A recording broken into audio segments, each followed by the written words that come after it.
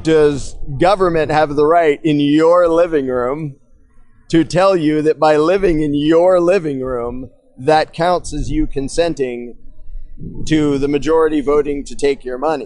Earlier today, we did a thing you might have heard about called Change My Mind, except here at Acapulco, it was kind of hard to find people that wanted to change our mind on the fact that taxation is theft. So I went undercover as Statist Patrick to allow people to test their arguments and to sharpen their wit on me.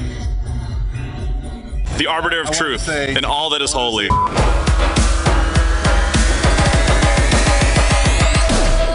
I am Patrick Smith. Who are you? I'm just some crazy weirdo. My name's Larken Rose. Hi, Larken. Thanks for sitting down with me. So what we're doing here today is we have a lot of people here that disagree with like one point that I'm going to take the position of, and I want people to try and rationalize their position against mine. My position is quite simply that taxation is not theft. Change my mind. Sure, and I would start by saying if it's just going to be semantics, it may sort of end up being pointless. Like if somebody says, all those things that people call giraffes, I call them all giraffes, except the ones that are born on Tuesday, I call those meatloaf. In which case I would say, well, I don't call those meatloaf, and it doesn't really get anywhere. So this may or may not count as what you were asking me to change your mind on, but I would try to change your mind on whether it's the moral, whether taxation is the moral equivalent of theft, regardless of what label you want to stick on it. Is there any moral difference between the two? And so I would start by asking you if you believe that it is okay and justifiable and moral for government to force you to fund something that you actually think is destructive and bad for society. Well, the government doesn't force anyone to fund anything, right? Everyone gets a say. Everyone has an equal say of one vote to decide what everyone living here funds. And so there's no consent being violated in that situation. How big a group would that be true of? In other words, how many people, like if we took 5 or 6 people here, let's say there are 5 or 6 people sitting around this table, and we said, hey, let's have a vote, and we decide, let's take Patrick's money and buy ourselves lunch, would that, in your mind, be moral? We let you vote, by the way. We let you vote. We just outvoted you. So, if I consented to that system beforehand, before the democratic vote process was put in place, then yeah. Okay, but if you didn't, like we just decided to take a vote and you said, well, what? I didn't agree to that. If you didn't agree to be in the vote and didn't agree to abide by the vote, would that then be immoral? Would I get some of the pizza? We're not getting pizza. We're getting roast cockroach. Would I get some of the roast cockroach? Yeah, it's a little moldy, but you can have some. Okay, yeah, sure. So that's moral for the majority to force you, even though you didn't agree to it ahead of time. Well, because I consented to the process. Did you consent by voting? Because you didn't consent ahead of time. Did the fact that you voted? So I didn't choose to have lunch with them. Right. No, you were just sitting there. They sat down and decided to have a vote. It's just include me in their meal. Yeah. Okay. Yeah. No, I don't think that's moral. Okay. So that's bad. All right. I agree that's not really okay.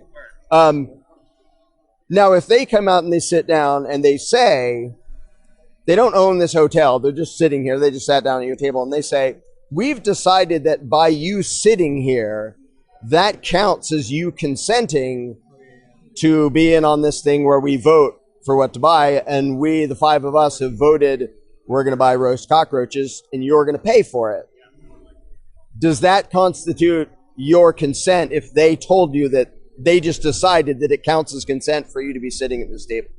I think that's kind of a disanalogy because it's more like me going and sitting down at somebody else's table and they're like, hey, everybody at this table, this is how it works. If you're going to sit here, then you have to agree to what we choose to order to eat. Okay, but in the scenario I just described, if you were already here and they came and sat down, would you agree that you don't get to tell me what counts as me consenting? I agree. Okay. Now, if they're at a table and you sit down and say, hi, guys, and they say, all right, by you sitting down here, that counts as you consenting. And by the way, you're not allowed to just leave. you have now consented to this arrangement and we're voting and you can have your one vote. Why can't I leave? Well, that's the question is, if they don't allow you to leave, does that make it immoral? Does that still count as consent if they say, no, the moment you sat down, you consented, and, well, you can leave, but there's a $7,000 fee to leave our table. Did I know those were the rules before I sat down? No. Then that's not moral. Okay, I agree. Now, if they make up those rules while you were already sitting there, they say, hey, everybody at this table, I think we should impose a $7,000 fee for anybody to leave this table. And you go, what? And they vote before you get what out of your mouth. Is that moral? Does that count as your consent? Can I opt out? No, they already voted. It's not okay. Okay, because they forced their will on you. How about if this scenario happens in your living room? Do they have the right to make you consent by sitting at your own table in your own living room? No. Okay.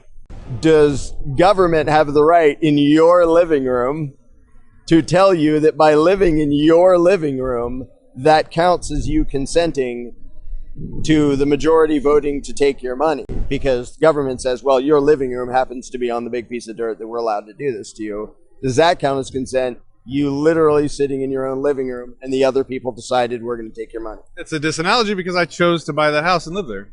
Okay, but in the scenario I actually gave, is that moral? Whether you think it's analogous to government. If my house pre-existed government, sure, then that would not be moral. Okay, how about if your house didn't pre-exist government, but it pre-existed that rule?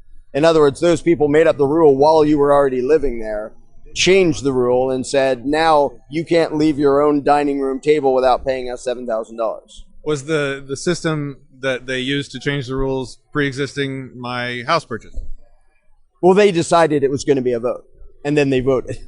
They didn't ask you, but they voted on whether it was going to be a vote, and you lost both votes. If I consented to that process, then it's okay. If I didn't, then no. Like if it was pre-existing my house purchase, then no. Okay. Now, when you talk about consenting to a process, how much involvement do you have to have before you would call it consent? Like if a bunch of people in your neighborhood say, we've decided that by living here, you're agreeing to chip in to pay to plow the roads or whatever. You're from Texas. You don't even know what it means to plow the roads. I was like mowing the lawn or some other. No, I have an HOA, and when I bought my house, I was given a copy of the rules and a copy of the process to change those rules that I had to agree to before I was able to buy that property. Okay, let's use this as an example then, because this is very useful. Let's say your HOA says, we had a vote and you agree ahead of time, you're part of this community, you're part of this, you agree to whatever rules we voted on, and we have voted today to kill you and take all your stuff. That wasn't in the rules. No, but you agreed to abide by the change of the rules. Well, that's illegal. Well, not if they legalize it. Well, the government says that's illegal. Okay, but then the government says, yeah, you're allowed to kill Patrick. They changed their rules too and said, yeah, you're allowed to kill Patrick. And then the HOA says, yeah, we decided to kill you because you said ahead of time, I'll be in your HOA, I'll be in this country, I agreed by being here. Does that make it okay for them to kill you and take your stuff? Because, hey, they changed the rules and you agreed ahead of time to abide by the rules. Well, like if they changed the Bill of Rights to say, that I don't have a right to life, then I could leave if I didn't want to get killed. Unless they also changed the rules to say you can't leave, which, by the way, they did. Why can't I leave? Because I'm in Mexico right now. Because they changed the rules and said you can't. Oh. That you have to pay them a bunch of money. If you're a U.S. citizen and leaving, you have to pay them a bunch of money. And if you already owe them a bunch of money, they don't give you a passport. Okay, I give up. Very good. Very, very good. That was awesome. Yep. That was awesome. Pay your fair share. Hey, if you like this video, make sure you like the channel, hit that notification squad, and also consider becoming a patron on patreon.com/disenthrall. Baby.